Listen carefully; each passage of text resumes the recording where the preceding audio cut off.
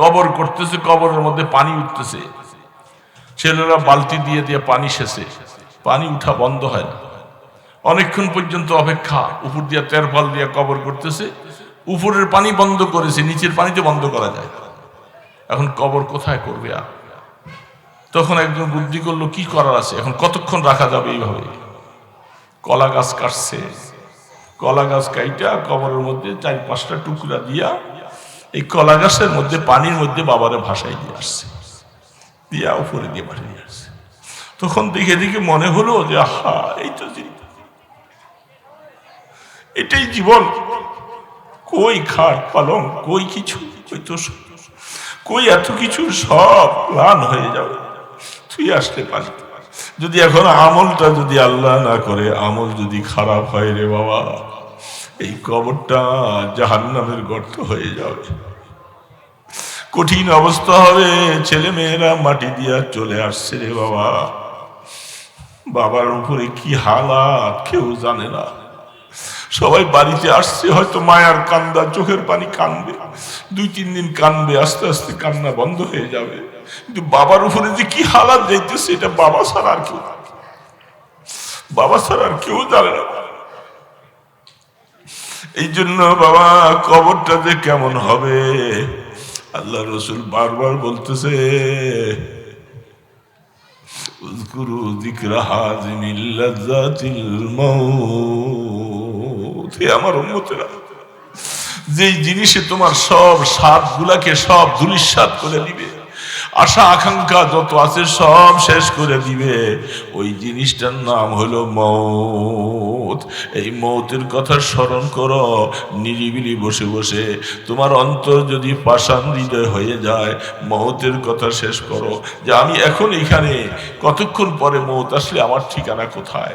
আমার সাথে তখন কেউ নাই, কেউ নাই, আমার কবরটা তখন কি হালাত হবে? কবরের মধ্যে যখন শোয়াইয়ে দেওয়া হবে, হাদিস শরীফের মধ্যে আছে, যা মালাকান ফাইয়ুজলিসানি, রূহটা আবার মুর্দারকে দিবে, রূহটা মুর্দারকে আবার দিয়া মুর্দারকে বসানো হবে, কাফনের কাপড়টা খুলে ফেলবে।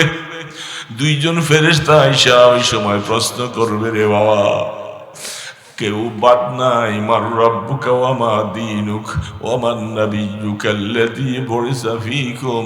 3টা প্রশ্ন, খোদার কসম কেউ বাদ পড়বে না। 3টা প্রশ্ন আইসা করবে।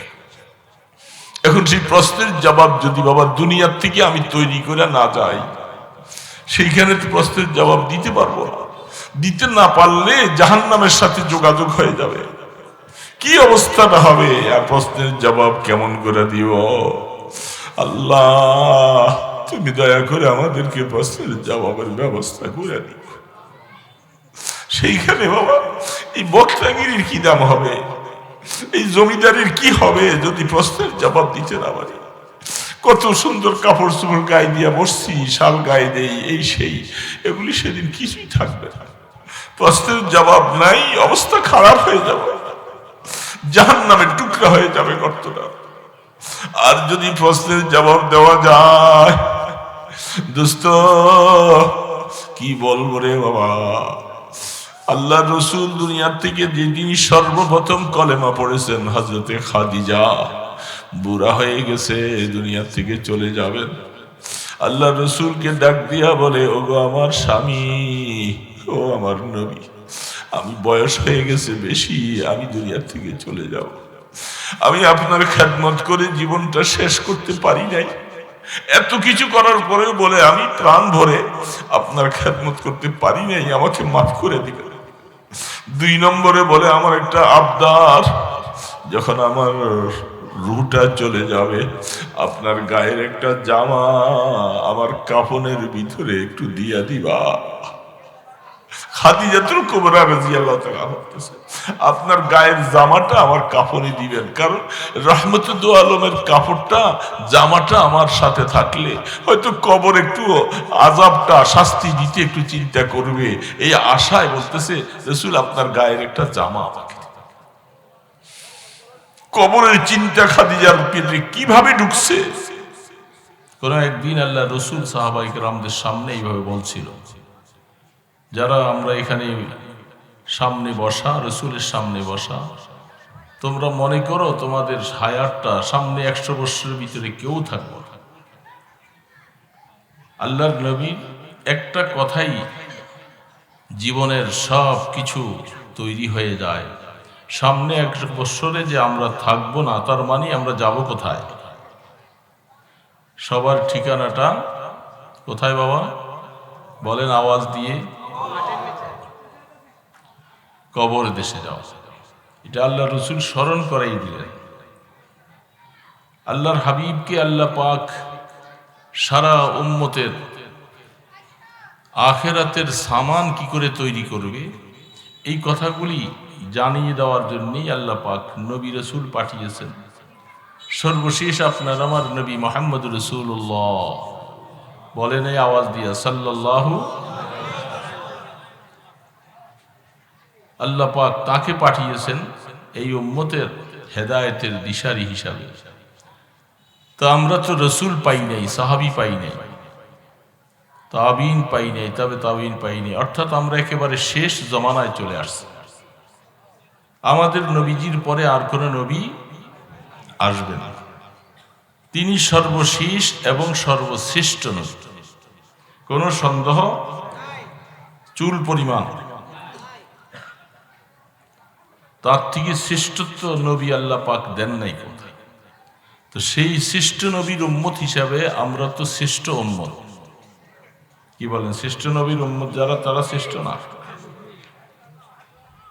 সমস্ত শ্রেষ্ঠত্বের মধ্যে দেখেন হযরত আবু বকর সিদ্দিক রাদিয়াল্লাহু তাআলা, আমি আজকেও হাদিস পড়েছিলাম,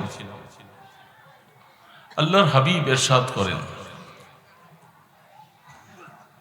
আদম আলাইহিস সালাম থেকে নিয়ে আমাদের রসুল পর্যন্ত যত নবী আসছেন, সমস্ত নবীদের সমস্ত উম্মতদেরকে এক পাল্লায় ওজন করলে, আমার আবু বকরেরকে এক পাল্লায় ওজন করলে সমস্ত নবীর উম্মত থেকে আবু বকরের পাল্লা ভারী হবে।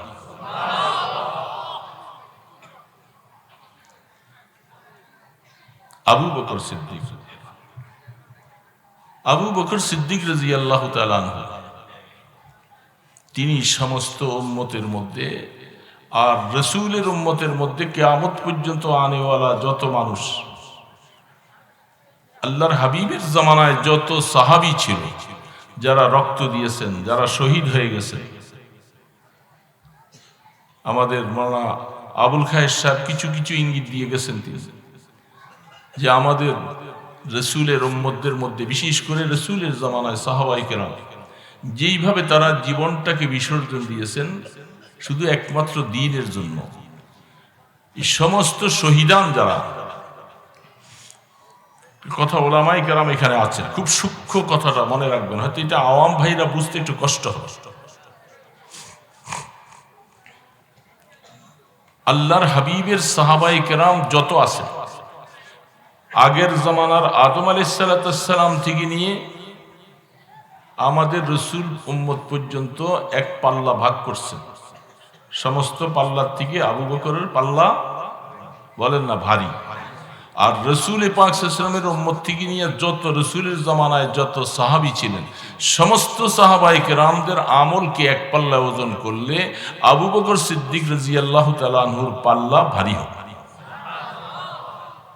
তারপরে কোরআন শরীফের মধ্যে আল্লাহ পাক একটা আয়াত বলেছিলেন, মা'আন নাবিয়্যিনা ওয়াস সিদ্দীকিনা ওয়াশ শুহাদা'i ওয়াস সালিহিন ওয়া হাসুনা উলাইকা রাফিকা।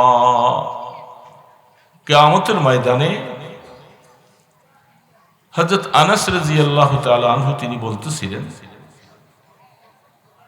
যে আল্লাহর হাবিব তিনি কোনো একদিন কথা বলতেছিলেন যে আমরা কিয়ামতের ময়দানে রসুলের সাথে আমাদের হাসর হওয়া, এটা সকলে আমরা কামনা করি। তো একজন সাহাবী বলতেছিলেন, হাদিসের মধ্যে আসছেন, কোন রাওয়ায়াতে আসছেন যে মক্কা শরীফের ঘটনা, কোন রাওয়ায়াতে আছে এটা ঘটনাটা মদিনা শরীফ। তো বসে আছেন, রসুলকে জিজ্ঞাসা করতেছেন, ওগো আল্লাহর হাবিব, কিয়ামত কবে হবে? কি জিজ্ঞেস করছেন ভাই বলেন দেখি? কিয়ামত কবে? তা আল্লাহ রসুল বলতেছিলেন, তুমি কিয়ামতের জন্য কি সংগ্রহ করেছো? সমস্ত কথার মাঝ পেছলে এক জায়গায়, সবকিছু কোন দিকে দিচ্ছে? আখিরাতের দিকে দাও। তুমি কিয়ামতের জন্য কি সংগ্রহ করেছো? সাহাবী বলতেছেন, ওগো আল্লাহর হাবিব, কথা তো বাস্তব, তেমন কিছু সংগ্রহ করতে পারি নাই, তবে আমি আল্লাহ পাকের জাতের কসম খাইয়া বলতে পারি যে আমি আমার জীবন থেকে আমি আপনাকে বেশি ভালোবাসি। এই একটা আমল আমার কাছে আছে, এছাড়া আর তেমন কিছু আমল নেই। এটা আমাদের মধ্যে অনেক সময় বলে থাকি, ভাই আমার কাছে তেমন কিছু আমল নেই। এই কথা বলে কি বলে না? সাহাবাই কেরাম যে এই কথাটা বলছেন, এটা কি আসলে বাস্তবেই ওনাদের কাছে কি আমল ছিলেন না? অনেক আমল ছিলেন। তারপরেও কসরে নেফসানি, নিজকে নিজে ছোট বলে আল্লাহ রসুলের সামনে বলতেছিলেন যে আমার কাছে রসুল তেমন কিছু নাই, কিয়ামতের জন্য তেমন কিছু তৈরি করতে পারি নাই, তবে একটা জিনিস তৈরি হয়েছে, সেটা আমার জীবন থেকে আমি আপনাকে বেশি ভালোবাসি। এটা হাদিসের একটা অংশ আছে, বুখারী শরীফের 6 নম্বর হাদিসটা দেখবেন, লা ইউমিনু আহাদুকুম হাত্তা আকুনা আহাব্বা ইলাইহি মিন ওয়ালিদিহি ওয়া ওয়ালাদিহি ওয়ান নাস আজমাইন। রাহমাতে দু আলম বলতেছেন, বুখারী আলাইহি রাহমা হাদিস বয়ান করতেছেন, রাসূল বলছেন, তুমি ততক্ষণ পর্যন্ত পরিপূর্ণ ঈমানদার না যতক্ষণ পর্যন্ত তোমার জীবন, তোমার মা বাবা, সমস্ত মানুষ থেকে আমি রসুল বেশি ভালোবাসার পাত্র না হব, ততক্ষণ পর্যন্ত তুমি পুরাপুরি ঈমানদার হতে পারো নাই। এরে বাবা, বুঝতেছেন কথাটা? আমার কথা বুঝতে অসুবিধা হয় না তো? সহি একবার আপনি হাদিস দেখেন, বুখারী শরীফ খুলে দেখেন। আমার জীবন, আমার মা বাবা, আমার বন্ধু বান্ধব, সকল থেকে সবচেয়ে বেশি ভালোবাসার পাত্র হতে হবে কে? বলেন বড় আওয়াজে, কে? বলেন তো সত্যিকার ভাবে আমরা কি আসলে ওরকম ভালোবাসতে পারি? এটার একটা ব্যাখ্যা আছে, ব্যাখ্যা দিলে আপনি সহজ হয়ে যাবে। আমরা তো এরকম ভাবে আমাদের জীবন থেকে, মা বাবার থেকে সবচেয়ে বেশি রাসূলকে ভালোবাসতে পারি না। এই কথাটা বাস্তব না বাস্তব? এটার বাস্তবতাটা আবার ঘুরিয়ে দেই আপনাকে। আমরা নিশ্চয়ই আমরা রাসূলকে আমাদের জীবন থেকে ভালোবাসি। কিভাবে? যখনই আমি তেমন ভাবে আমলটা করতে পারি না, যতটুকু করতেছি চেষ্টা করি, কোনো সময় কখনো কোনো মুসলমানের সামনে আল্লাহকে কেউ গালি দিল, রসুলকে কেউ গালি দিল, রসুলের ব্যাপারে কটাক্ষ করলো, তখন সেই মুসলমান তার রক্তটা মাথায় উঠে যায়। ঠিক না বেঠি? সে তখন নিজের জীবনের উপরে বাজি রেখে সে চিন্তা করে এটা প্রতিহত করতে হবে, নতুবা আমি তোমার মোকাবেলা করে জীবন দিয়ে ফেলব। যেমনটা পিছনে বহু ইতিহাস এরকম আছে। তাহলে বোঝা গেল, যখনই রসুলের ব্যাপারে কোনো কটাক্ষ করা হয়, কোন রকমের গালমন্দ বলা হয়, মুসলমান হিসাবে আমি কখনো এটা সহ্য করতে পারি না। ঠিক না ঠিক বলেন? এই জায়গাটা দেখেন এখন। তাহলে আমি যেমন হযরতে আবু বকর সিদ্দিক রাদিয়াল্লাহু তাআলা আনহুর সামনে একজন মুনাফিক, আল্লাহর হাবিব, তিনি তবুকের যুদ্ধের জন্য সাহাবায়ে কেরামদের কাছে চাঁদাও চাইছেন, যেমনটা এখন আমাদের বৈরবী সাহেব আপনাদের কাছে মাদ্রাসার জন্য চাঁদা চাইছে। এইগুলি আমরা পাইলাম কোথায়? আল্লাহ রসুল নিজে চাঁদা চাইছে। তো মুনাফিক বলতেছে, আবু বকর, মুহাম্মদ মানুষের কাছে চাঁদা চায় আর বলতেছে আল্লাহ নাকি ধনী, সবকিছু বলতেছে। আসলে তো আল্লাহ ধনী হলে তার কাছে চাইতো, আমাদের কাছে কেন চায়? তখন সে বলতেছিল আসলে আল্লাহ ধনী না, আল্লাহ ফকির, আল্লাহ মিসকিন। বলে নাউজুবিল্লাহ। আবু বকর সিদ্দিক রাদিয়াল্লাহু তাআলা আনহু খুব নরম দিলওয়ালা মানুষ, খুব ভদ্র মানুষ, সাহাবায়ে কেরামদের মধ্যে এরকম নরম দিলওয়ালা মানুষ নেই। মুহূর্তের ভিতরে তার রক্তটা মাথায় উঠে গেছে, দেরি করলেন না। হাতটার মধ্যে যতটুকু শক্তি ছিল এমন জোরে একটা থাপ্পড় মারছে তার এখানে। উনি এই ডিস্টার্বটা করতেছেন কেন? আপনি কি সাংবাদিক নাকি? হ্যাঁ, তো আপনি ইবামিলা করতে এতবার একবার উঠেছেন সেরে দেন, বারবার করে আমার আলোচনা ডিস্টার্ব হয়, এগুলো আমরা পছন্দ করি।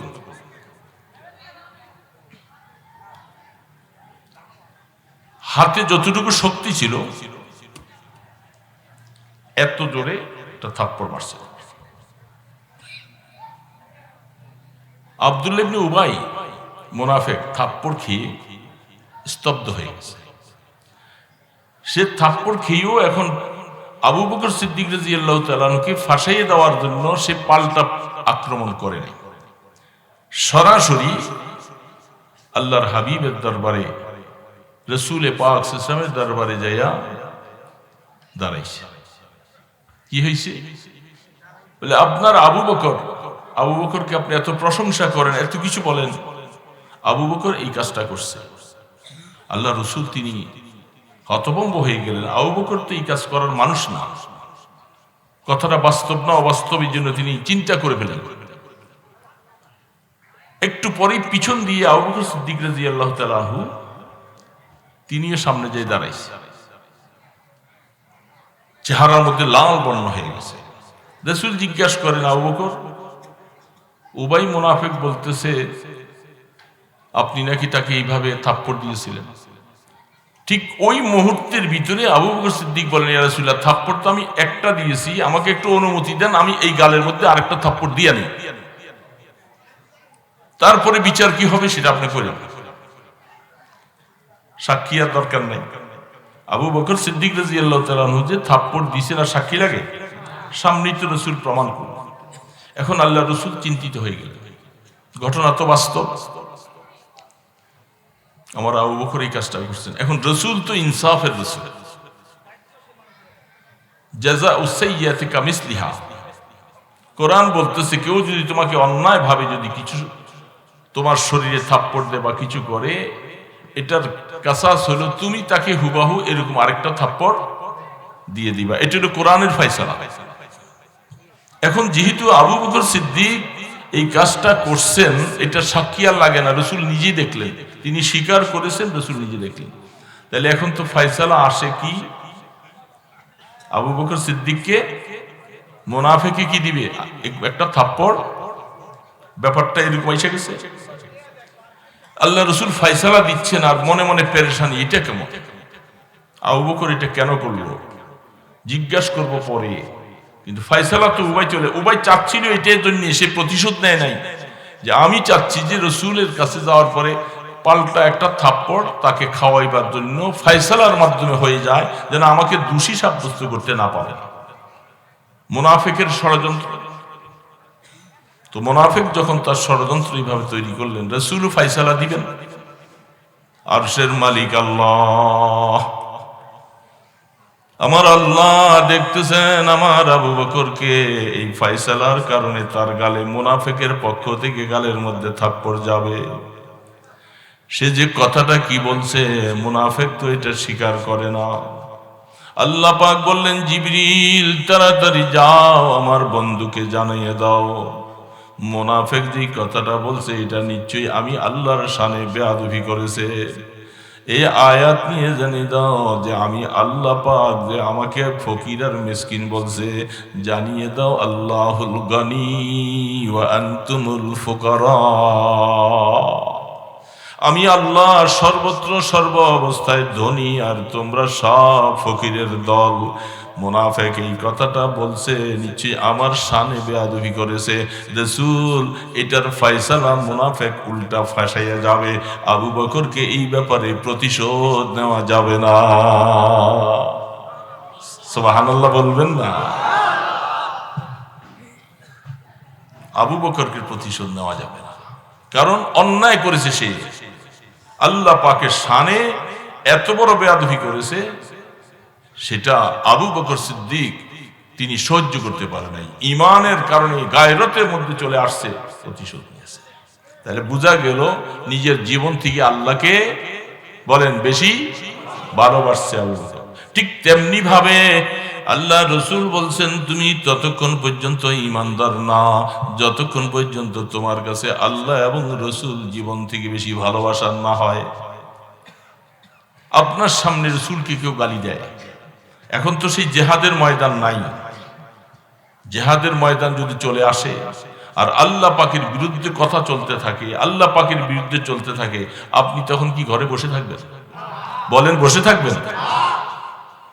বুড়া হয়ে গেলেও বসে থাকতে পারবেন না। আপনার শরীরে যতটুকু শক্তি আছে এটা নিয়ে আপনি সামনে যাবেন। আমার রসুলকে গালি দিবে, আমার আল্লাহকে গালি দিবে, আর আমার সামনে সে থাকবে, এটা সহ্য করা যায় না। এতে বোঝা যাচ্ছে আপনার জীবন থেকে আপনি আল্লাহ এবং রসুলকে ভালোবাসেন। কিছু গুনাহ হয়ে যাচ্ছে আমাদের, রসুলের পদাঙ্ক অনুসরণ করে চলতে পারছি না, এতে কোনো সন্দেহ নেই। অনেক ত্রুটি বিচ্ছুতি আমাদের আমলের মধ্যে আছে, কিন্তু আমাদের দিনের মধ্যে আল্লাহ এবং রসুলের মহব্বত সবার থেকে বেশি আছে। কি আছে না নাই? এই জন্য ওই ব্যক্তি যখন বলছে, ওগো আল্লাহ রসুল, আমার দিনের মধ্যে আর কিছু নাই, আমি আমার জীবন থেকে আপনাকে বেশি ভালোবাসি, তখন আল্লাহ রসুল বলছে, যেহেতু সাহাবাই কেরাম মিথ্যা বলে না, তাকাল্লুফি করে না, দিলে একটা জবানে আরেকটা, এমনটা রসুল চিন্তা করলে আমার সাহাবী যা বলছে সে সত্য বলছে। তখন রসুল বলছেন, আল মারউ মা'a মান আহাব। শুনে নাও, আমি রসুল তোমাকে আজকে বলে দিলাম, যে যাকে বেশি ভালোবাসবে, মহব্বত করবে, কিয়ামতের ময়দানে তার হাসরটা ওর সাথে হবে। এই জন্যই আমরা অনেক সময় বলি যে নেককারদেরকে ভালোবাসো, আল্লাহ ওয়ালাদেরকে ভালোবাসো, দেখবা কিয়ামতের ময়দানে হাসরটা তার সাথে হবে। তখন আল্লাহ রসুল এই অবস্থায় বলতেছেন, হযরত আনাস বলতেছেন, আমি ওই দিন এই কথাটা শোনার পরে এত খুশি হয়েছি, রসুলের অন্য কথা শুনে এত খুশি হই নাই। কারণ আমি আনাসও বলতেছি আমার জীবন থেকে আমি রসুলকে বেশি ভালোবাসি। তাহলে হাসর কার সাথে হবে? কার সাথে হবে ভাই? রসুলের সাথে। তখন আল্লাহ রসুল অন্য এক আয়াতের মধ্যে বলছেন, মা'আল্লাযীনা আন'আমাল্লাহু আলাইহিম মিনান নাবিয়্যিনা ওয়াস সিদ্দীকিনা ওয়াশ শুহাদাই ওয়াস সালিহিন। যারা কিয়ামতের ময়দানে তাদের হাসর নবীদের সাথে, সিদ্দিকদের সাথে, শুহাদাদের সাথে। এইখানে কথাটা যেটা আমি বলতেছিলাম অত্যন্ত সূক্ষ্ম কথা, বুঝার চেষ্টা করলে সহজে বুঝা যায়। কিয়ামতের ময়দানে হাসর হবে নবীদের সাথে। 2 নম্বর বলছেন কার সাথে? সিদ্দিক শব্দটা কোরআন শরীফের আয়াত, হাসর সিদ্দিকের সাথে হবে। 3 নম্বরে শহীদের সাথে, 4র্থ নম্বরে সালেহীন নেককারদের সাথে। এই আয়াতের মধ্যে 4টা কথা বলা হয়েছে। কিয়ামতের ময়দানে যাদের সাথে হাসর হওয়ার জন্য আল্লাহ পাক আমাদেরকে রাস্তা দিয়েছেন। আমরা তো চাই যে তাদের সাথে আমাদের হাসর হোক, চাই না বাবা? বলেন দেখি, বড় আওয়াজে বলেন। নবীদের সাথে হাসর। 2 নম্বরে আল্লাহ পাক নবীদের পরের স্তরটা দিয়েছেন সিদ্দিকের মাকাম। 3 নম্বরে দিয়েছেন শহীদের মাকাম। এখন এখানে একটা প্রশ্ন, আমরা জানি বিভিন্ন সময় ওয়াজ নসিহতে আমরা শুনেছি যে নবীদের মাকাম থেকে, নবীদের মাকামের পরে হলো সিদ্দিকদের নয়, নবীর মাকাম হলো শুহাদাদের মাকাম। নির্ভেজাল নিশ্চিন্তায় জান্নাতে সরাসরি চলে যায়। কেউ যদি সরাসরি জান্নাতে যাইতে চায়, আমাদের দেশে আগে গ্রামগঞ্জে, আপনাদের দেশেও আছিল, যখন জমিনগুলি শুকিয়ে যায়, কেউ যদি এই গ্রাম থেকে ওই গ্রামে যাইতে চায়, ওই রাস্তা ঘুরে গেলে অনেক সময় লাগে। তখন কি করে? মাঝখান দিয়া চক পাতালি, বুঝেন নাই কথাটা? চক পাতালে চলে গেলে তাড়াতাড়ি যাওয়া যায় না? ঠিক যেমনটা এই হালাতটার মধ্যে যেরকম মাঝখান দিয়ে গেলে তাড়াতাড়ি যাওয়া যায়, কোন মানুষ যদি সরাসরি ডাইরেক্ট জান্নাতে যাইতে চায়, তার জন্য সবচেয়ে বড় উত্তম হলো আল্লাহর রাস্তায় শহীদ হয়ে, আল্লাহ পাকের রাস্তায় শহীদ হয়ে যাওয়া। তো যেহেতু শহীদের মাকাম অনেক উঁচু, ওমরে ফারুক রাদিয়াল্লাহু তাআলা আনহু দোয়া করতেছেন, আল্লাহুম্মা রযুকনি শাহাদাতান ফি সাবিলিক, আল্লাহ আপনার দ্বীনের রাস্তায় আমাকে শহীদ হিসাবে তুমি কবুল করো, দোয়া করছেন। বুখারী শরীফ খুলে দেখেন, আল্লাহ রসুল তিনি হাদিসের মধ্যে বারবার বলতেছেন, সুম্মা উকতাল সুম্মা উহিয়া সুম্মা উকতাল সুম্মা উহিয়া। রসুল বারবার বলেন যে আল্লাহ, আমি মুহাম্মদ, আমি চাইতেছি আপনার দ্বীনের জন্য আল্লাহ আপনাকে আমাকে শহীদ করেন, আবার জীবন দেন, আবার শহীদ হয়ে যাব, আবার জীবন দেন, আবার শহীদ হয়ে যাব। এইভাবে রসুল বলছেন, আমাকে বারবার যদি আপনি জীবন দেন, আমি জীবনটা আপনার রাস্তায় বিলীন করে দিন। তাহলে বোঝা যাচ্ছে শহীদের মাকামটা সবচেয়ে গুরুত্বপূর্ণ। এখন এইখানে আল্লাহ পাক কোরআনের আয়াতের মধ্যে নবীদের পরে শহীদটাকে রাখলে না ভালো, তো মাঝখানে সিদ্দিকের জায়গাটা রাখলে। বোঝা যাচ্ছে আয়াতের দ্বারা নবীর পরের স্থান হলো সিদ্দিক। নবীর পরের স্থানটা ওলামায়ে কেরাম বুঝতেছেন। আপনারা যদি এখন আয়াতের মধ্যে দেখেন, মান নাবিয়িনা ওয়াস সিদ্দিকিন ওয়াস শুহাদায়ে ওয়াস সালিহিন, শুহাদা রাখছেন 3 নম্বরে। অথচ শহীদের মাকাম হলো সবচেয়ে বেশি। ডাইরেক্ট জান্নাতে যাওয়ার জন্য এগুলির ঘটনা অনেক আছে। শহীদ হয়ে গেছেন। রাসূল বললেন হযরত জাফর বিন তাইয়ার, যে আমি দেখতেছি জাফর জান্নাতের মধ্যে, তাকে 2টা ডানা দিয়েছেন, সে জান্নাতের মধ্যে সে ডানা দিয়ে বিচরণ করতেছেন আর জান্নাতের নিয়ামত খাইতেছেন। আল্লাহু আকবার। এটার এই কথাটা মনে রাখবেন। কেন সিদ্দিকের মাকাম দিয়েছেন? আবু বকর সিদ্দিক রাদিয়াল্লাহু তাআলা আনহু উহুদের যুদ্ধের মধ্যে রাসূল পাক সাল্লাল্লাহু আলাইহি ওয়াসাল্লামের দান মোবারক শহীদ, 70 জন সাহাবী শহীদ। আমরা তো শুনতেছি, আর যেগুলি হাদিসের পৃষ্ঠার মধ্যে দেখা যায় তখন শরীরটা সহ্য করা যায় না, যে 70 জন সাহাবী শহীদ হয়ে গেছে।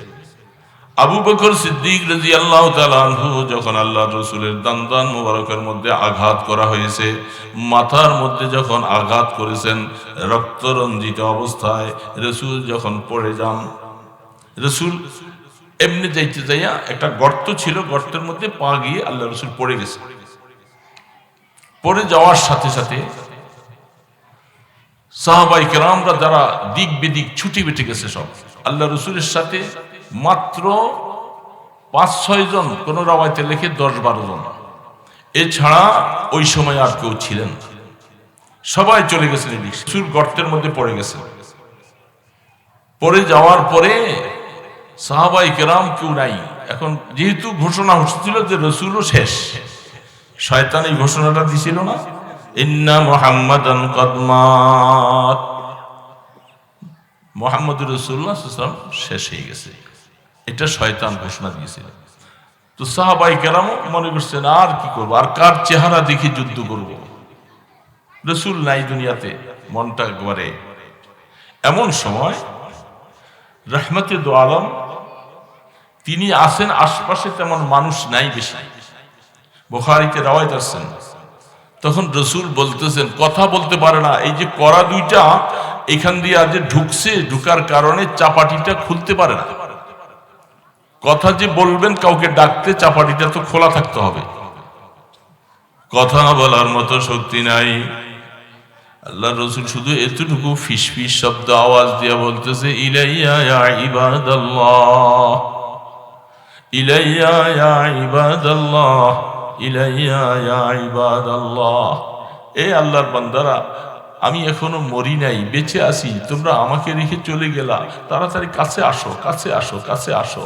ছোট্ট আওয়াজে ফিসফিস শব্দ দিয়ে বলতেছে, আওয়াজটা বড় করে বলতে পারতেছে, ওর করুণ শব্দ, যে আল্লাহর বান্দারা আসো আমার কাছে। এই কথাটা শোনার পরে আশপাশে 2-4 জন যারা ছিলেন, আওয়াজটা সাহাবাদের কানের মধ্যে আল্লাহ বাতাসের মাধ্যমে পৌঁছে দিয়েছে। পৌঁছার পরে সাহাবারা দৌড়ে আসতেছে। যখন আসতেছিল, এসে দেখে হাদিসের বর্ণনা, আল্লাহ রাসূল পড়ে গেছে। দূর থেকে নজর করে দেখে হযরত আবু কাতাদা রাদিয়াল্লাহু তাআলা আনহু বলেন, আমি দূরের থেকে নজর করে দেখলাম প্রথম থেকে যে পড়ে আছেন একজন মানুষ, যুদ্ধের পোশাক পরা, মাথার মধ্যে যুদ্ধের টুপি, লোহার টুপি। তো দূর থেকে শুধু চক্ষু দুইটা যে খোলা থাকে জেহাদের ময়দানে, এতটুকু ফাঁক, এটা দিয়ে যুদ্ধ পরিচালনা করেন দেখে দেখে। তো চক্ষু দুইটা দেখা যায়, আর আমি নজর করে দেখতেছি দুইটা চক্ষু দিয়া নূরের ফোকাস এভাবে আসতেছে। আমি তখন বুঝতে পারছি যে তো আর কেউ না, তিনি আমাদের নবী মুহাম্মদ রাসূলুল্লাহ সাল্লাল্লাহু আলাইহি সাল্লাম। দৌড়াইয়া যখন কাছে আসছি, আল্লাহ রসুল যখন এখনো জীবিত বেঁচে আছে, আওয়াজ দিয়ে বলতেছিলাম যে আল্লাহ রসুল এখনো হায়াতে বেঁচে আছেন, তোমরা কে কোথায় আছো? কথাটা বলতে গেলাম, আমার হাতের মধ্যে আল্লাহ রসুল ঘপ করে ধরে আমাকে হাতে ইশারা করে বলতেছে, এ আবু কাতাদা, আওয়াজ বড় করে দিও না, বড় করে আওয়াজ দিলে কাফেররা শুনলে এখনই আক্রমণ করবে। কেউ নাই আক্রমণকে প্রতিহত করার মতো, আর কেউ নাই, আওয়াজ দিও না, ছোট্ট আওয়াজ। রাসূলকে ধরে উঠাইয়া বসাইলেন। ওই সময় রক্ত ফিঙ্কার দিয়ে পড়তেছে, টুপিটার করা দুইটা এদিক দিয়ে ঢুকে যায়। আবু বকর সিদ্দিক, আবু উবাইদা, হযরত আবু কাতাদা, তালহা, এই সাহাবী চারজন তারা সামনে। আল্লাহর পয়গম্বর ওই সময় বলছিলেন, আবু কাতাদা, যুদ্ধের পটভূমিটা একটু পাল্টিয়ে দাও। এই পোশাকটা পরিহিত অবস্থায় কাফেররা আমাকে দেখছে যে এই পোশাকটার ভিতরে আমি আছি, আমাকে চিনে ফেলছে। তুমি কি পারবা আমার পোশাকটা খুলে তোমাকে দিব? তোমার পোশাকটা আমাকে গায়ে দেওয়াই দাও। হযরত আবু কাতাদা রাদিয়াল্লাহু তাআলা আনহু দেরি করে নাই, জীবনে একটা বহুত বড় মোবারক সময় পাইছি। হ্যাঁ, আশঙ্কা আছে রসুলের পোশাকটা আমার গায়ে যখন আমাকে রসুল মনে করে আক্রমণ করবে, আমাকে হয়তো শহীদ করে ফেলবে, তাতে কিছু আসে যায় না। আল্লাহ রসুলের পোশাক পরে রসুলের জন্য আমি শহীদ হয়ে যাব, কোনো পরোয়া করি না। পোশাক খুলে আল্লাহর পয়গম্বরের শরীরে আবু কাতাদার যুদ্ধের পোশাকটা পরাইয়ে দিলেন, আর তিনি আল্লাহর হাবিবের পোশাকটা পরলেন।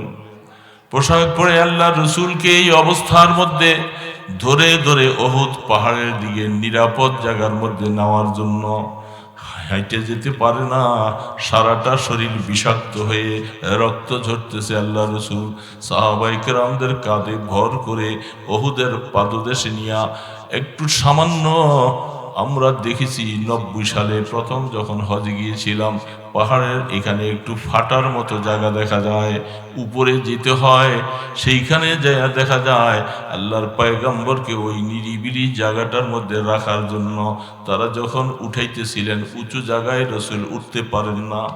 হযরত তালহা রাদিয়াল্লাহু তাআলা আনহু তখন একটাই বললেন, ওগো আল্লাহ রসুল, এখানে পাথর নাই, সিঁড়ি নাই, কেমন করে আপনাকে উপরে উঠাবো? আমি এইভাবে আমার পিঠটা পাইটা দেই, আপনি পিঠের মধ্যে পা রাইখা উপরে উঠেন। রসুলকে দুইজনে ধরে হযরতে তালহার পিঠের মধ্যে পাও রাইখা যখন সেইখানে রসুল যাইয়া বসলেন, বসার সাথে সাথে রসুল বললেন, কাদো ওয়াজাবাত, আরে আবু তালহা, তোমার জন্য আল্লাহ জান্নাত ওয়াজিব করে দিয়েছে। তুমি এমন একটা দিনের মধ্যে রসুলের জন্য সিঁড়ি হয়ে গেলা, জান্নাত তোমার জন্য ওয়াজিব। এই সময়ের ভিতরে সাহাবায়ে কেরাম এইভাবে করে রসুলকে পিছ দিয়া শত্রুদের দিকে বুকটা পাইতে দাঁড়াইছে। যত শত্রুরা যখন বুঝতে পারছে যে মুহাম্মদ মরে নাই, তারা দূর থেকে আইসা আক্রমণ করে তীর মারা শুরু করেছে। সাহাবায়ে কেরাম তখন চিন্তা করলেন, এই তীরগুলি সব নিজের বুকের মধ্যে পাতব, একটা তীরও যেন রসুলের গায়ে পড়তে না পারে। তীরগুলি সব নিজেদের বুকের মধ্যে নিলেন। একজন সাহাবী তিনি পরে দেখলেন তার শরীরের মধ্যে 80টার মতো তীর, একটা করে তীর আসে, সব রসুলের গায়ে যেন না পড়ে, সব নিজের বুকের মধ্যে নিয়েছেন। রসুল পাক সাল্লাল্লাহু আলাইহি সাল্লাম এই অবস্থায় যখন হযরতে আবু বকর সিদ্দিক হযরতে উবাইদা ইবনুল জাররাহ রাদিয়াল্লাহু তাআলা আনহু আয়েশা অনেক কষ্টে কামড় দিয়া এই কড়াগুলি বাইর করতে যায় রাসূলের দান শহীদ হয়েছে, আবু উবাইদার 2টা দাঁত শহীদ হয়ে যায়।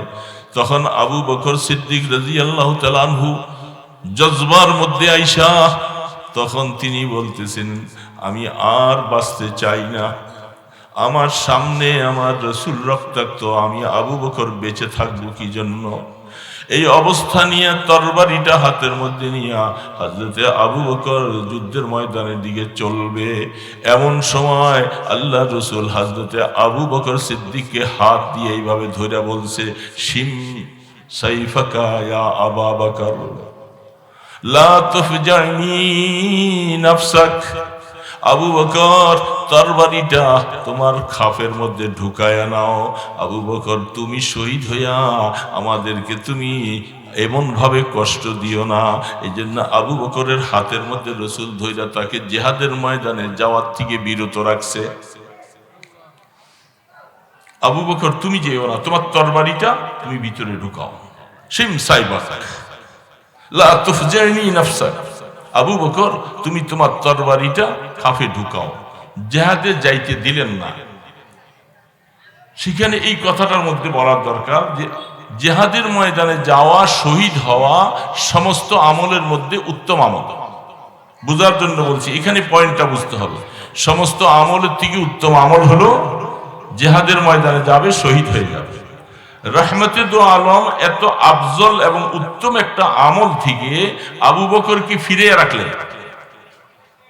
আবু বকরকে ফিরিয়ে রাখলেন যে তুমি জিহাদের ময়দানে যাইয়া তুমি শহীদ হয়েও না, তুমি তরবারি আটকাও, তরবারিটা খাফের ভিতরে ঢুকাইয়া দাও। তাই যে রাসূল উত্তম আমল থেকে ফিরিয়ে রাসূল আবু বকর সিদ্দিককে রাখলেন, এটা ব্যাপারটা কি? সেইখানের মধ্যে সকল মুহাদ্দিসিনে কেরাম বলেন এই জন্যে আল্লাহ সুবহানাহু ওয়া তাআলা সিদ্দিকের মাকাম সবার উপরে রাখছে। সিদ্দিকের মাকাম সবার চেয়ে বেশি, শুধু আমল বেশি করার কারণে নয়, নামাজ বেশি পড়ার কারণে নয়, তাহাজ্জুদ বেশি পড়ার কারণে নয়।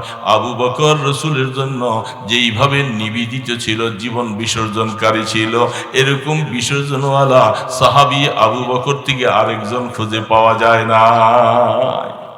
এই জন্য আল্লাহ রসুল আবু বকরের সিদ্দিকের মাকামকে তিনি প্রাধান্য দিলেন, শহীদের মাকাম থেকে তাকে সিদ্দিকের মাকামে নিয়ে আসলেন।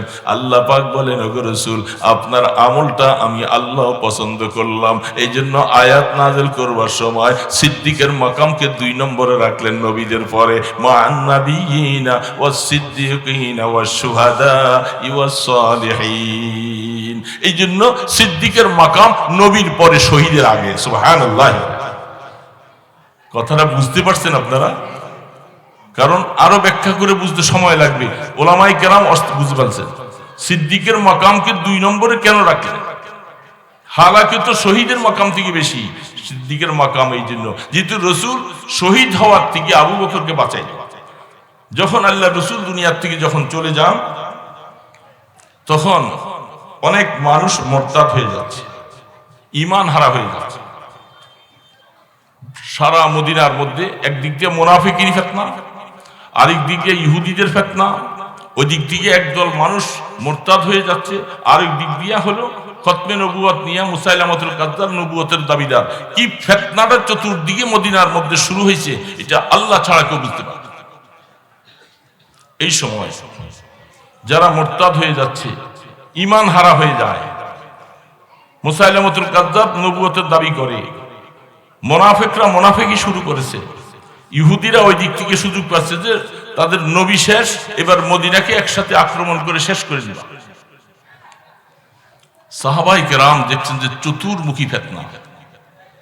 তখন আবু বকর সিদ্দিক রাদিয়াল্লাহু তাআলা বলতেছেন, আল্লাহু আকবার, আনা আখরুজ ওয়াহিদা। আবু বকর সিদ্দিক বলতেছেন, এই ভাইরা আমি এই মুহূর্ত তাদের মোকাবেলায় যুদ্ধ করার জন্য প্রস্তুত। যারা দিন থেকে মুরতাদ হয়ে যাবে, দিন হারা হয়ে যাবে, তাদের মোকাবেলা করব। মুনাফিক যারা আছে তারা যদি দ্বীনের উপরে কিছু ক্ষতি করতে চায়, তাদের মোকাবেলা করবে। নবুয়তের দাবিদার করতেছে মুসাইলামাতুল কাজ্জাবের বিরুদ্ধে আমি মোকাবেলা করব। দেখেন সেখানে ওমরে ফারুক, আলী রাদিয়াল্লাহু তাআলা আনহু, উসমানে গনি, বড় বড় সাহাবায়ে কেরাম সকলে একসাথে বসে মুশাওয়ারা দিলেন যে এই মুহূর্তে আবু বকর সিদ্দিক রাদিয়াল্লাহু তাআলা আনহু যুদ্ধ শুরু করাটা ভালো হবে না, কারণ এখন পরিস্থিতি খুব খারাপ।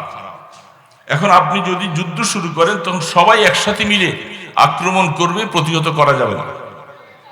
খুব সূক্ষ্ম কথাগুলি, কথা আসে না মনে, অনেক সময় কথা প্রসঙ্গে আসছে, বুঝতেছেন তো কথাটা না? অসুবিধা হইতেছে যে আমি যুদ্ধ শুরু করব, সাহাবায়ে কেরাম সকলে তার রায়ের খেলাফ, কিন্তু তিনি খলিফাতুল মুসলিমিন, তিনি হলেন রাষ্ট্রপ্রধান ওই সময় রাসূলের পরে। তিনি তখন বলতেছিলেন, হে ওমর, আবু বকর, উসমান, আলী, আপনারা শুনেন, যখন আমি রাসূল পাক সাল্লাল্লাহু আলাইহি ওয়াসাল্লামকে নিয়ে গারে সূরের মধ্যে মদিনা শরীফে রাসূল যখন আত্মগোপন করে যখন হিজরত করে যাচ্ছিলেন, সাথে কে ছিল ভাই বলেন তো আওয়াজ দিয়া, বড় আওয়াজে বলেন কে? আবু বকর। আর কোন সাহাবী? আবু বকর সিদ্দিক রাদিয়াল্লাহু তাআলা আনহু যখন সেই সময় আল্লাহ রাসূলের সাথে ছিলেন, তখন রাসূল বলছিলেন যে দুশমনরা তো চলে আসছে, ভয় লাগতেছে। আল্লাহ পাক আয়াত নাযিল করে বলেন, লা তাহজান ইন্নাল্লাহা মা'ানা। জিবরিল আলাইহিস সালাতু ওয়াস সালাম আয়েশার সাথে সাথে আয়াত নাযিল করে বললেন, ওগো বন্ধু, ওগো রাসূল, আপনার সাথী বন্ধু আবু বকরকে বলে দেন যে ভয় পাওয়ার কোনো কারণ নাই, আল্লাহ আমাদের সাথে আছে, আমরা দুইজন তো নয়, আল্লাহ আমাদের সাথে। বলেন সুবহানাল্লাহ। আল্লাহ আমাদের, আল্লাহ যদি এই ঘোষণাটা দিয়ে দেয় যে আল্লাহ আমার সাথে আছে, আমার কি আর পরোয়া আছে? কোনো টেনশন? কোন দুশমন কার এত বাবার ক্ষমতা আছে কিছু করতে পারে? যেহেতু আল্লাহ পাকের মতো শক্তিওয়ালা আর পৃথিবীতে আছে কেউ, কোনো ক্ষতি করতে পারবে না, ভয় পাওয়ার কোনো কারণ নেই। এই কথাটা আবু বকর সিদ্দিক রাদিয়াল্লাহু তাআলা ওই সময় বয়ান করতেছেন। আপনাদের সকলকে আমি কাফের মুশরিক মুরতাদদের মোকাবেলায় যুদ্ধ করার জন্য আমি বলছি, আপনারা রাজি না।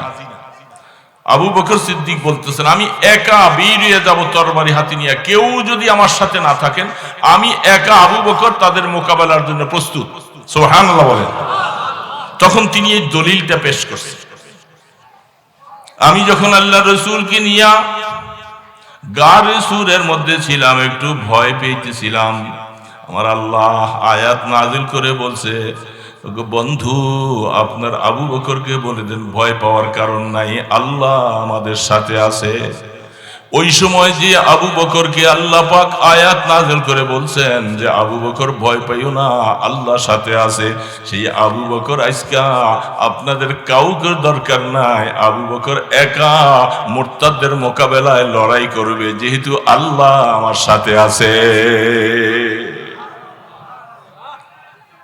ইয়াকিন কত দেখেন, আল্লাহ আমার সাথে আছে, এই জন্য আপনাদের কেউ দরকার নেই, আপনারা আসলে আসেন, না আসলে নেই। যে এই আয়াত শোনার পরে, অথচ কোরআনের আয়াত হাকিকত এতক্ষণ কারো খেয়াল ছিল না,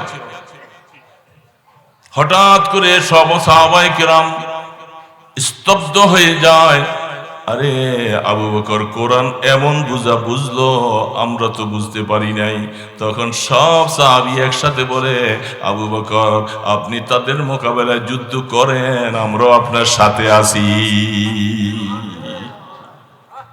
আমরা আপনার সাথে আছি।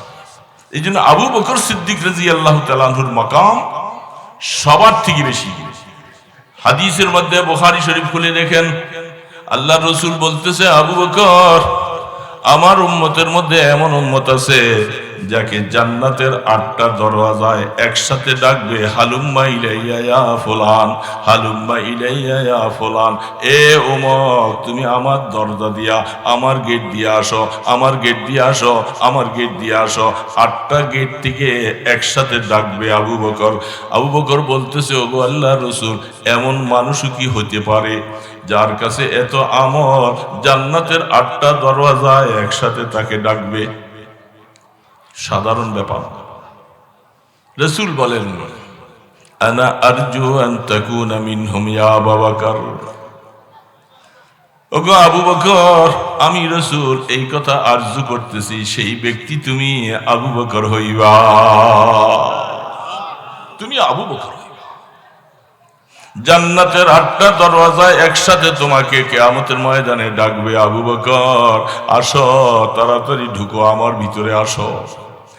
সেই আবু বকর সিদ্দিক রাদিয়াল্লাহু তাআলা আনহু, এই জন্য আল্লাহ রাসূল বলছেন সমস্ত উম্মতের আমলকে এক পাল্লায় ওজন করলে আমার আবু বকরের আমলের সমান হবে না। সেই আবু বকর সিদ্দিক রাদিয়াল্লাহু তাআলা আনহু, তিনি আল্লাহ পাকের কাছে নিরিবিলি রাত্রে বসে বসে কাঁদে। كيف حالي يا إلهي ليس لي خير العمل سوء أعمالي كثير زاد طاعتي قليل خذ بلطفك يا إلهي من له زاد قليل إنه شخص غريب مذنب عبد ذليل ذنبه ذنب عظيم فاغفر الذنب العظيم مخلص بالصدق يأتي عند بابك يا جليل دلني آتي في الضمير دلني خير الدليل ربنا إذا أنت قاض والمنادي جبرائيل قل لي نارا أبردي في حق كما قلت قلنا يا نار كوني أنت في حق الخليل بل سبحان الله وبحمده আবু বকর সিদ্দিক রাত্রিবেলা নিরিবিলি বসে চোখের পানি ছাড়ে আর আল্লাহর কাছে এই আরবি যে ছন্দগুলি বললাম এগুলি বলে বলে আল্লাহর কাছে দোয়া করতেছে। দোস্ত বাবা, বুড়া বাবাজিরা আছেন, আমাদের মতো সমবয়সী বেশি যারা আছে, লম্বা কথা বলবো না, একটু বুঝার জন্য বলছি। নিরিবিলি, ঘরের দরওয়াজা বন্ধ, বাতি নাই, আল্লাহর কাছে দোয়া করতেছে, আল্লাহ আমি আবু বকরের হালাত খুব খারাপ, আমার কাছে কোনো আমল নাই, যাই কিছু আছে এইসব গুনাহ আর গুনাহ, তোমাকে খুশি করার মতো আমল আমি আবু বকরের কাছে নাই। আবু বকর বলতেছে, কিরে বাবা, বুঝে আসতেছে কথা? আল্লাহু আকবার। আল্লাহ তুমি তোমার নবী ইব্রাহিম খলিলের আগুনকে যেইভাবে ঠান্ডা হওয়ার জন্য বলছো, আল্লাহ আমি আবু বকরের ব্যাপারে যখন জাহান্নাম ধাউ ধাউ করে জ্বলবে ওই সময় তুমি জাহান্নামটাকে একটু নিভাইয়া দিও। বাবা আবু বকর খুজবে লুতফিকি ইয়া ইলাহি মাল্লাহু জাদুন কলিল ইন্নাহু শাখসুন গরীবুন মুযনিবুন আবদুন যালিল। আল্লাহ আমি একটা নিকৃষ্ট মানুষ, আমার কাছে তেমন কিছু নাই, আমি কি নিয়ে আপনার কাছে যাব? বলেন উনি কেন এইভাবে বলে? যার সম্পর্কে এত কথা একটু আগে যা বললাম, এই তো ওনার শানে, এটা মনে করেন কোটি ভাগের 1 ভাগ কিছু বলা হলো, সেই আবু বকর এইভাবে কেন বলে?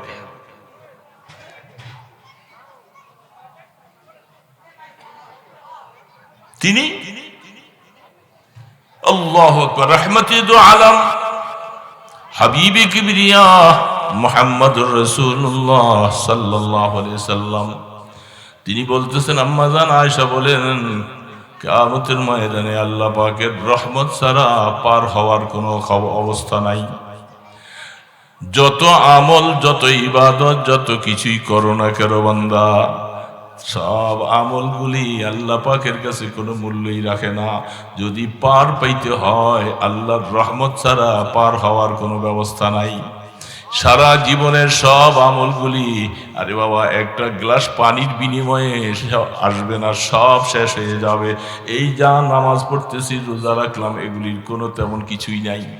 কি নামাজ পড়লাম, কি জীবনে কত সেজদা দিছি, কি করছি, এগুলি দিয়া পার পাবো? এই জন্য আল্লাহ রসুল বলেন, পার পাওয়ার একটাই মাত্র, আল্লাহ তুমি যদি ইনসাফ করো। আল্লাহ তো ইনসাফ বলো না? বলেন আল্লাহ কি জুলুম করে কারো উপরে? এখন চুপ থাকলে গুনাহ হবে, আল্লাহ কি কারো উপরে জুলুম করে? কারণ কতগুলি প্রশ্নের জবাব সাথে সাথে দিতে হবে। আল্লাহ জুলুম করে না, এটাই 16 আনায় 16 আনা। সামান্য মতো এই কথা আনেন যে আল্লাহ জুলুম করে, তাহলে ঈমান শেষ। আল্লাহ জুলুম করেন না, তাহলে আল্লাহ ইনসাফ করবেন। আল্লাহু আকবার। হাদিসের মধ্যে আছে, আল্লাহ তুমি যদি ইনসাফ করো, ইনসাফ মানে কি? যে যা পাওয়ার তাকে তাই দেওয়া, ঠিক না? যে যা পাওয়ার তাকে তাই দেওয়া। ইনসাফ করতে গেলে আল্লাহ আমরা ধরা পড়ে যাব, কারণ আমরা যা পাওয়ার ইনসাফ অনুযায়ী করতে গেলে আমরা বাঁচতে পারবো না, হ্যান্ড কাপ লিগে যাবে, বাঁচার উপায় নেই।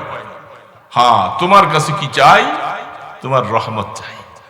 ইনসাফ করলে আমাদেরকে আমরা ধরা পড়ে যাব, কোনো সন্দেহ নাই। শুধু রহমত, তোমার রহমত ছাড়া পার হওয়ার কোনো গতি নাই বাবা, একমাত্র তোমার রহমত। তখন আম্মা জান আয়েশা বলেন, ইয়া রাসূলুল্লাহ, আপনি জীবনে এত আমল করলেন, এত কিছু, আপনারও কি আল্লাহর রহমত ছাড়া পার হওয়া যাবে না? রাসূল বলেন, আয়েশা, আমি রাসূলও কিয়ামতের ময়দানে আমার আল্লাহর রহমত ছাড়া পার হতে পারবো না।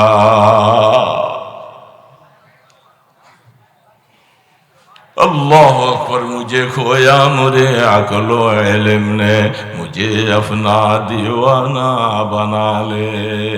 सब खुशियों पर आग लगा दो, गम से तेरे दिल शाद रहे। सबको नजर से अपनी गिरा दो, फकत तुझे याद रहे। दोस्तों, ये আমল দিয়া শুধু আল্লাহর রহমত। तू दरियाए रहमत बहा दे खुदाया, गुनाहों की कश्ती डुबा दे खुदाया। ए मौला, छोड़ दिया कश्ती तेरी रहमत की दरिया, देख कर आ पड़ा हो दर पे तेरी रहमत की सहारा देख कर। दोस्तों, আপনাদের সামনে বসে চেয়ারে বসে কথা বলতেছি, মনে করেন না যে বহুত কিছু। না বাবা, কিছু না, কিছু নাই, খালি অবস্থা রওনা দিয়েছি। यहाँ हम सब मुसाफिर है, वही आखिर ठिकाना, कोई आगे रवाना है, कोई पीछे रवाना। কত মানুষ, কত বন্ধু বান্ধব আশপাশে বসে আছি। যখন মৌতের পরে বাবা কবরের দিকে যখন নিয়ে যাবে, তখন আমার কেউ নাই, তখন কেউ নাই দোস্ত,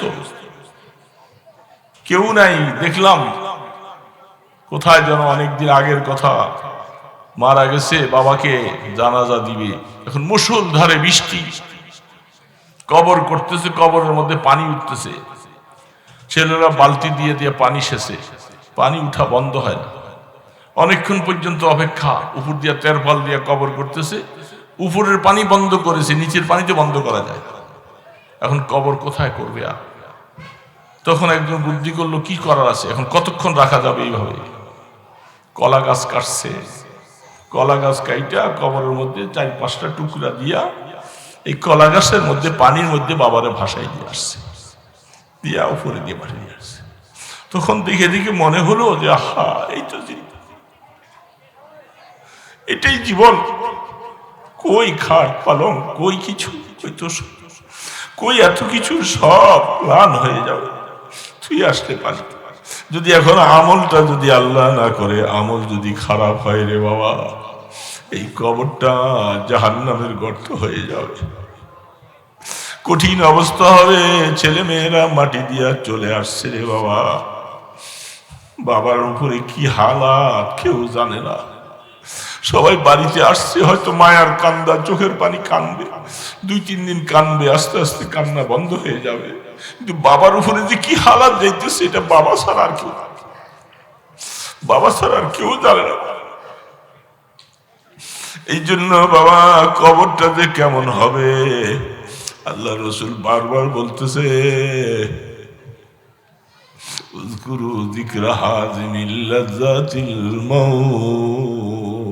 হে আমার উম্মতেরা, যে জিনিসে তোমার সব স্বাদ গুলাকে সব ধূলিসাৎ করে দিবে, আশা আকাঙ্ক্ষা যত আছে সব শেষ করে দিবে। ওই জিনিসটার নাম হলো মৌত। এই মৌতের কথা স্মরণ করো নিরিবিলি বসে বসে। তোমার অন্তর যদি পাষাণ হৃদয় হয়ে যায়, মৌতের কথা শেষ করো যে আমি এখন এখানে, কতক্ষণ পরে মৌত আসলে আমার ঠিকানা কোথায়? আমার সাথে তখন কেউ নাই, কেউ নাই। আমার কবরটা তখন কি হালাত হবে? কবরের মধ্যে যখন শোয়াইয়ে দেওয়া হবে, হাদিস শরীফের মধ্যে আছে জামালাকান ফাইয়ুজলিসানি, রূহটা আবার মুর্দারকে দিবে। রূহটা মুর্দারকে আবার দিয়া মুর্দারকে বসানো হবে, কাফনের কাপড়টা খুলে ফেলবে। দুইজন ফেরেশতা আইসা ওই সময় প্রশ্ন করবে, রে বাবা কেউ বাদ নাই, মার রাব্বুকা ওয়া মা দীনুক ওয়া মান নাবিয়্যুকা আল্লাযী বুইসা ফীকুম। তিনটা প্রশ্ন, খোদার কসম কেউ বাদ পড়বে না। তিনটা প্রশ্ন আইসা করবে। এখন সেই প্রশ্নের জবাব যদি বাবা দুনিয়ার থেকে আমি তৈরি করে না যাই, সেইখানে তো প্রশ্নের জবাব দিতে পারবো না। দিতে না পারলে জাহান্নামের সাথে যোগাযোগ হয়ে যাবে। কি অবস্থাটা হবে আর প্রশ্নের জবাব কেমন করে দিব? আল্লাহ তুমি দয়া করে আমাদেরকে প্রশ্নের জবাবের ব্যবস্থা করে দিও। সেইখানে বাবা এই বক্তাগিরির কি দাম হবে, এই জমিদারের কি হবে যদি প্রশ্নের জবাব দিতে না পারি? কত সুন্দর কাপড় চোপড় গায়ে দিয়া বসছি, শাল গায়ে দেই, এই সেই, এগুলি সেদিন কিছুই থাকবে না। প্রশ্নের জবাব নাই, অবস্থা খারাপ হয়ে যাবে, জাহান্নামের টুকরা হয়ে যাবে গর্তটা। আর যদি প্রশ্নের জবাব দেওয়া যায়, দোস্ত কি বলবো রে বাবা। আল্লাহ রসুল দুনিয়ার থেকে যেদিন সর্বপ্রথম কলেমা পড়েছেন, হযরতে খাদিজা বুড়া হয়ে গেছে, দুনিয়ার থেকে চলে যাবেন।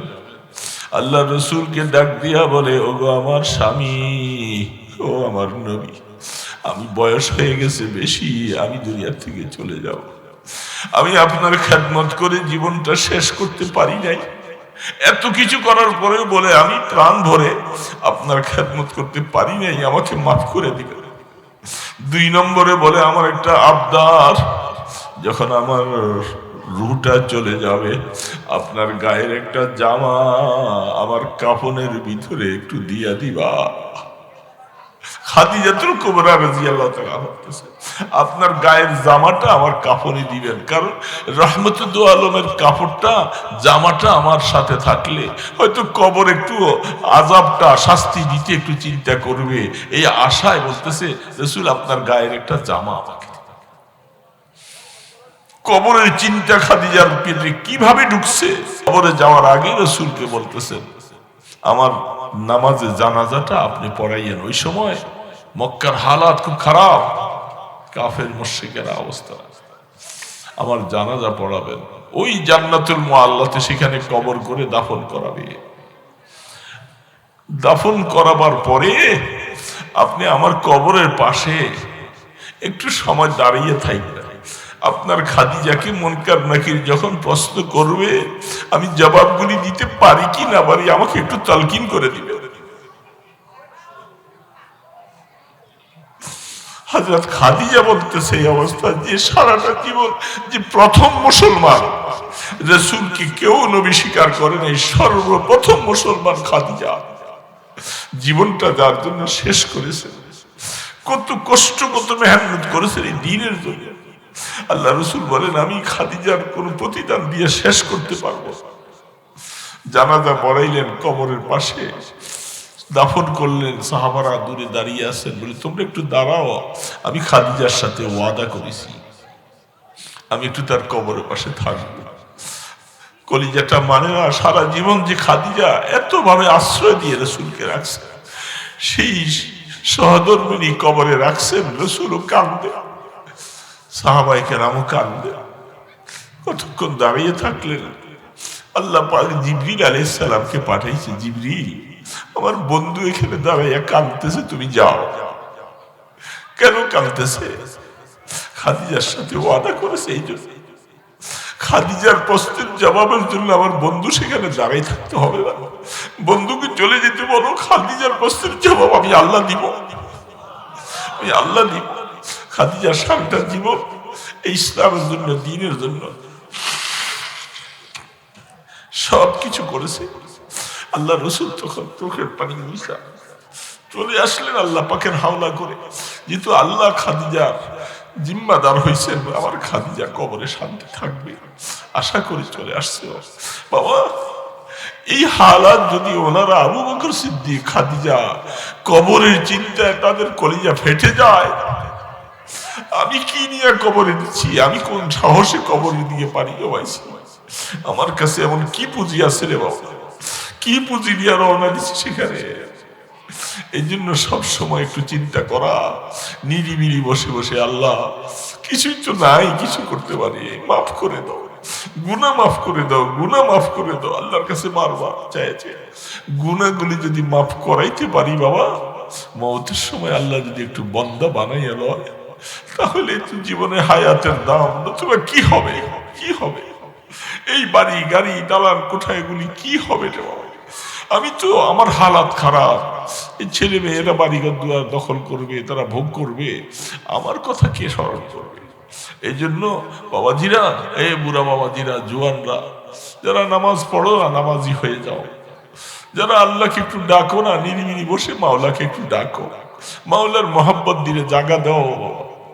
আর নিজের গুনার কথা বারবার আল্লাহর কাছে পেশ করে আল্লাহ মাফ করে দাও, তওবা করতেছি, মাফ করে দাও, আর করবো না। মানুষের হক যদি নষ্ট করে থাকি, হকগুলি দিয়ে যাওয়ার চেষ্টা করব। হক রাইখা কবরে যাইলে রসুল বলছে, খবরদার মানুষের হক রাইখা কবরে আইসো না। ভয়াবহ দিন হবে সেদিন, ময়দানে হাসর, কঠিন মহাল।